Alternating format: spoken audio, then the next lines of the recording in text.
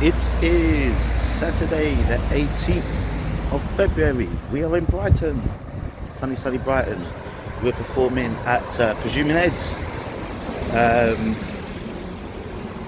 Yeah, a bit of a random one. A gig that my brother got, and I was able to ask if I can get a couple minutes there as well because I've got a friend here who lives here and just wanted to see me. And I thought, boys, this Brighton's not too far. It's only taking me about an hour or so to get here from London. So this year we're starting to put ourselves out there, try different places outside of London and see how the comedy works. So here we are.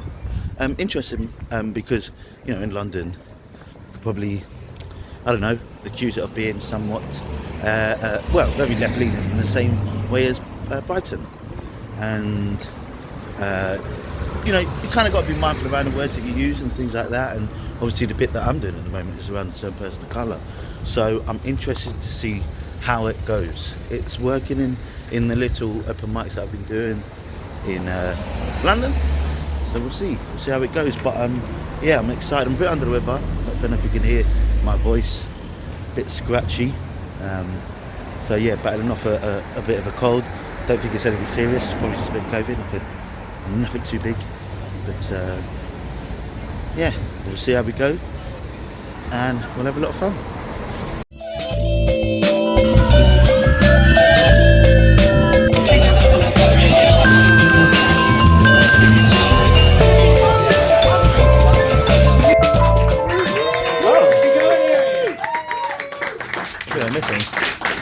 Sorry, I just had to say how long I'm up here for.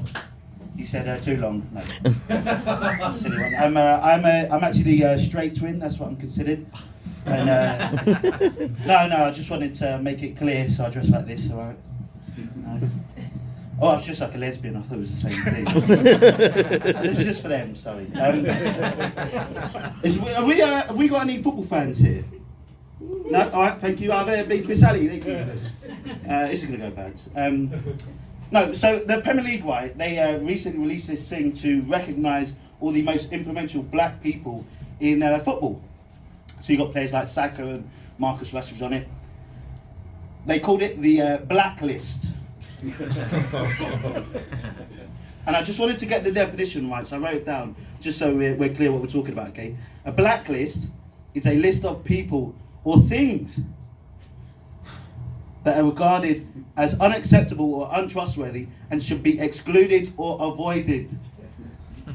I mean, what do they get if they make the list? Like an all-expense paid trip back to where they came from? The words mean anything anymore. I mean, like, the one that always got me, right, was the term person of colour. I don't want to get through. Huh? Like, you can call yourself whatever you want. I don't really mind. Like, you would call me whatever you like. Call me a person of penis, you know. Just don't lump me in with the small ones, you know. But like, I call myself black. And this person at work said, well, that's actually a self-identifying preference. And you know what, to be honest, I had no clue what they then was talking about. I mean, it was really bizarre. Like, I didn't understand. I thought all my life I was born black. I didn't realise I chose. I mean, how else would you explain my fried chicken addiction? It's absolutely outrageous. No, it's ridiculous. It's a real problem, you know. It's like I'm an addict. Like, I've lost too much because of my fried chicken addiction. Mainly because of the grease, you know. It just slips out. You know. Slips under sofas. I can't move. You know? But like, for me, growing up, the term coloured was the Disney version of the N-word. You know. You'd see that movie or something where the mum sends their kid to go to the shop, get some milk, and he's like, there, sir, can I get like a half quart of milk? And the guy in the shop being like, no, because we don't like your kind, coloured boy. And he goes home and he's like, I'm sorry, mama, I couldn't buy the milk because, you know, the racist man, he's 5, isn't it? You know, he's not a race thing. And she's like, that's okay, baby, because people always gonna judge you for your skin colour, and that's okay. Now go outside and play with your little friends. And that kid will grow up to be the president, you know? That colour's orange and it was Trump, all right?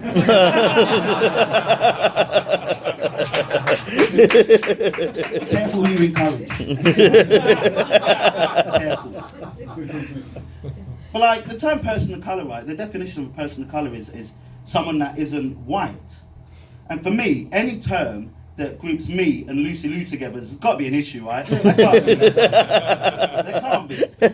I mean, like, she's a 5'2" Asian woman that can fit in most people's pockets, right? And I'm 5'8", I'm almost 18 stone. I could just about fit in most smart cars. I mean, we're just not the same people, you know? Something else, right, is anyone here, like, proud to be English? Yeah.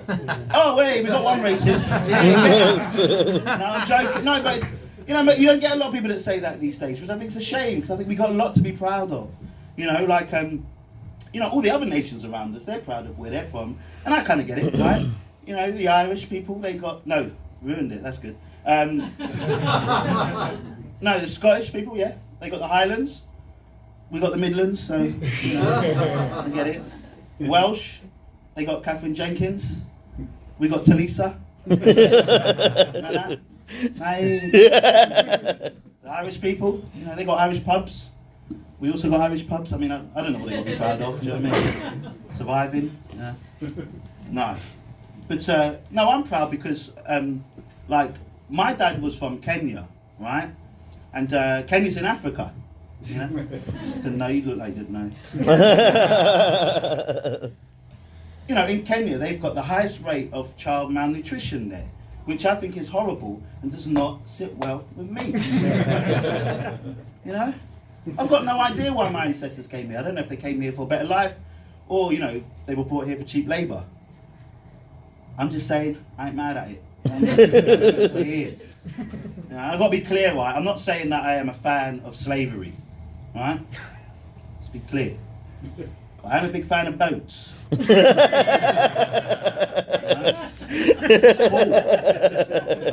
fine. No?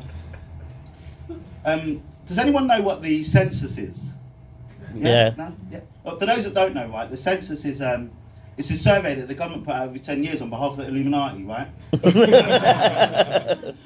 Yeah, you round earther. Come on. Stupid. But I don't like the census, right? Because you know, with the census, you can get in trouble with the police. Which obviously, I don't give a fuck about that. You know what I mean? On the streets. We're in Brighton. What do you guys do? Swords, you know, chill. I don't know. Yeah, but you know, I don't really get people that do surveys, right? Like, people that do surveys are the type of people that do online reviews on things like cheese, you know, TripAdvisor on cemeteries. I don't get it. But I don't like the census because of the options other or prefer not to say, right? I'm black, I prefer to say. Come on, you know. You know, but like, it's hard to know because sometimes there's not options for you, right? Like, you know, my ethnic background, I said I'm half Kenyan, quarter Irish, quarter Bangladeshi. Do you know what that means? I'm 100% smelly. Come on now. But like, there are no other options for me. You know, I feel like doing that survey is almost like doing this fucked up version of, ethnicity version of Deal or No Deal. Do you know what I mean? I'm being offered mixed other and I'm worried because they're still white and Asian still on the board. I've got to take it. Yeah? The census kind of reminds me of being on a really bad first date. Like, imagine going on a date with census, isn't it? You know, you see her there, get a bit nervous, you know, before first dates we do, so I do what most lads do. Have a quick wank, you know, just we know, come on. You know what I mean? You actually know if you like them, do you know what I mean?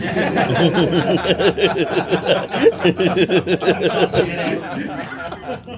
And I walk over, I'm like, oh, census, that's a nice name. What is it, Greek? And I tell her my name, where I'm from. And after that, it's just question after question after question. I felt like I was in a police interrogation again. And she asked all these weird questions like, what religion are you? Believer, obviously. Who isn't these days? Come on. You know what I mean?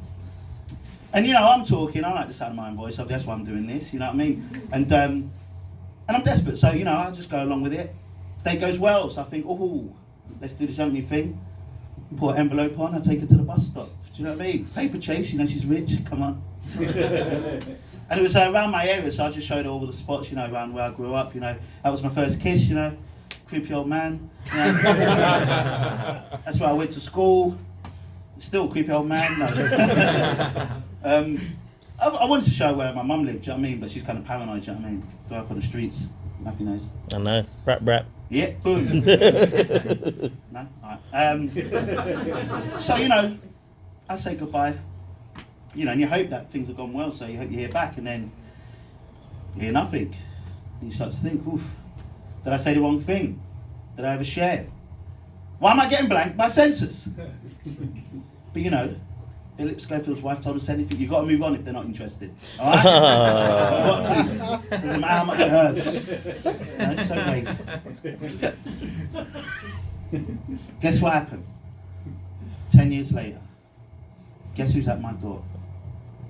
That bitch census. With the persistence of a Jehovah Witness, man. She hadn't changed. Saying all the same things, like, you know, I was like, fuck this bitch. Ripped her up. Get out of my house. A couple of days later, knock, knock, knock, who's there? It's the police. Someone's put in a missing person report. She was last seen at my house.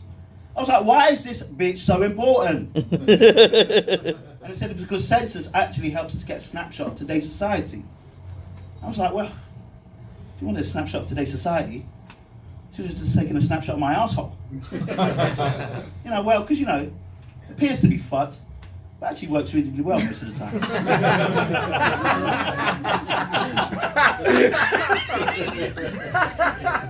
You're only going to find it clean before the hours of 7 a.m. I think that's my time. I've been Chris Alley. You guys have been very silent. Thank you very much.